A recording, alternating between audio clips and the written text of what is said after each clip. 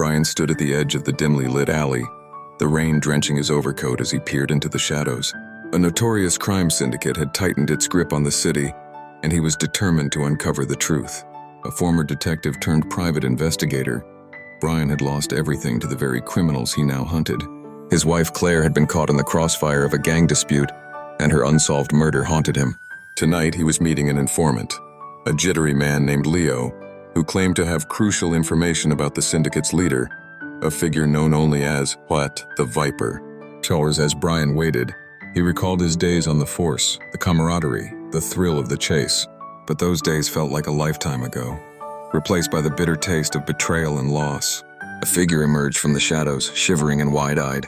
It was Leo, his face pale and drawn. They know I'm talking," he stammered, glancing over his shoulder. "You need to hear this, but we have to move." Brian's instincts kicked in. "Where to?" he asked, scanning the alley for any signs of danger. "Abandoned warehouse on 5th. They're planning something big," Leo whispered, his voice trembling. "I overheard them talking about a shipment." With a nod, Brian urged Leo to lead the way. The two men slipped through the rain-soaked streets, the city alive with the sounds of distant sirens and the hum of life oblivious to the darkness lurking beneath. As they approached the warehouse, Brian's heart raced. He could feel the weight of his past pressing down on him, the ghosts of those he had failed to protect whispering in his ears. Inside the warehouse, shadows danced across the walls as they crept further in. The air was thick with tension. Suddenly, a loud crash echoed through the space, and Brian's instincts kicked in. He pushed Leo behind him just as a group of armed men burst into view, their faces obscured by masks. "Get down!"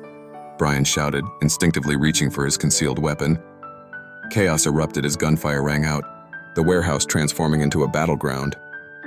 Brian moved with precision, dodging bullets and returning fire, his mind focused on the mission. In the midst of the chaos, he spotted a figure in the back, a tall man with a serpent tattoo coiling around his arm. The Viper. With a surge of adrenaline, Brian lunged forward, weaving through the gunfire. The world narrowed to this singular moment. Drawing closer, Brian felt the weight of his vengeance propelling him. The Viper turned, eyes cold and calculating.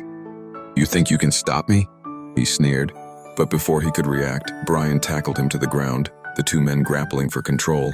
In that moment, Brian realized this was more than just a fight for justice. It was a fight for redemption.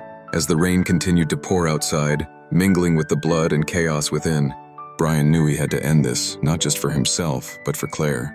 The battle raged on, but he was ready to face whatever darkness lay ahead.